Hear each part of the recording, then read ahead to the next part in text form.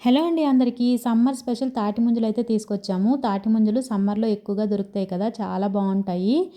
ఒంటికి కూడా చలవ చేస్తుంది. వెంటనే చలవ చేస్తుంది తాటి ముంజలు. సమ్మర్‌లో ఖచ్చితంగా తీసుకోవాలండి తాటి ముంజల్ని. ఈ తాటి ముంజలతో ఇప్పుడు జ్యూస్ ఎలా చేసుకోవాలో చూపిస్తాను వచ్చేయండి. వీడియోని చివరి వరకు స్కిప్ చేయకుండా చూడండి.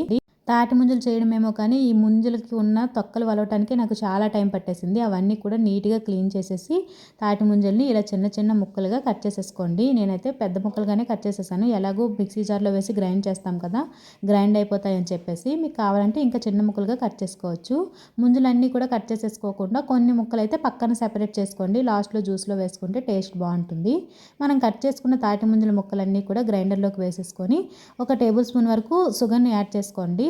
షుగర్ వేసుకుంటే టేస్ట్ ఇంకా బాగుంటుంది. అలాగే కొద్దిగా పాలు కూడా వేసుకోండి. పాలు వద్దు అనుకుంటే వాటర్ అయినా వేసి గ్రైండ్ చేసుకోవచ్చు.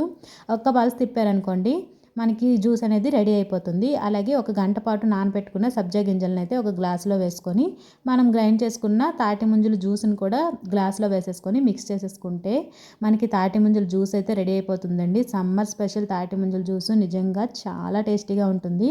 ముందుగా పక్కన పెట్టుకున్న చిన్న చిన్న తాటి ముంజల ముక్కలు కూడా వేసేసుకొని బాగా మిక్స్ చేసుకొని తాగామనుకోండి నిజంగా టేస్ట్ అయితే సూపర్ ఉంటుంది. ఒకసారి ఖచ్చితంగా ట్రై చేయండి. సమ్మర్‌లో ట్రై చేస్తే ఒంటికి చలవ చేస్తుంది. ఆరోగ్యానికి కూడా చాలా మంచిది. ఇలాంటి మరిన్ని మంచి రెసిపీస్ చూడాలనుకుంటున్నారా? అయితే వెంటనే మన ఛానల్‌ని సబ్స్క్రైబ్ చేసుకొని సపోర్ట్ చేయడం మాత్రం మర్చిపోవద్దు. అన్నట్టు తాటి ముంజలంటే ఎంతమందికి ఇష్టమో కామెంట్ చేయడం కూడా మర్చిపోవద్దండి. ప్లీజ్ ఈ వీడియో నచ్చితే లైక్ చేసి సబ్స్క్రైబ్ చేసుకొని వెళ్ళండి.